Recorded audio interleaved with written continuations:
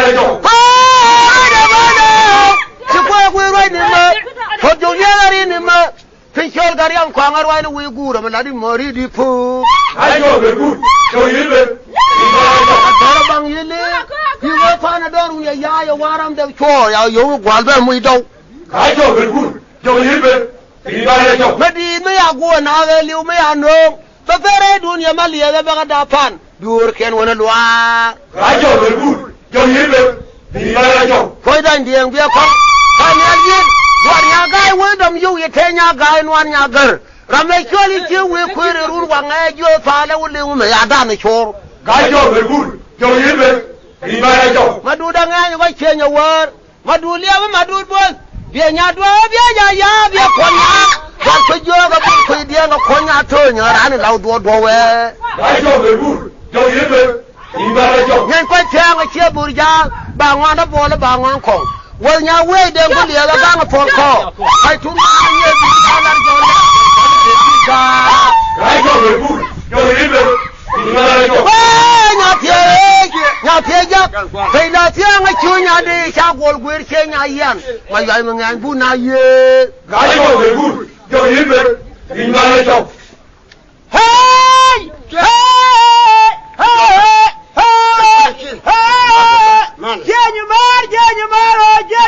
Genyumar kadien genyumar kendilu genyumar yen na da wa ba kure we kor madina go ye jon ya bin na baro yiru da ye na ye ko na ba wa do ne rajo yiju ko na baru ayeju genyumar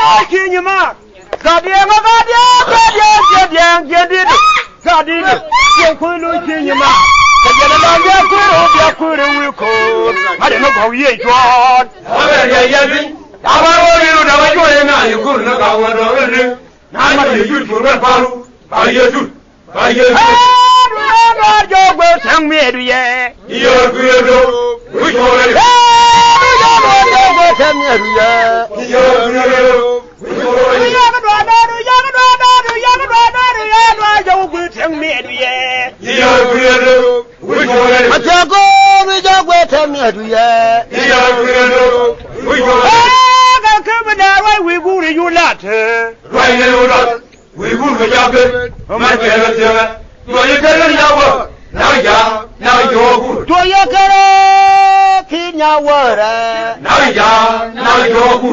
to yu le ga yu ye ko na we yu be ya de ko la la le se ba jo re ja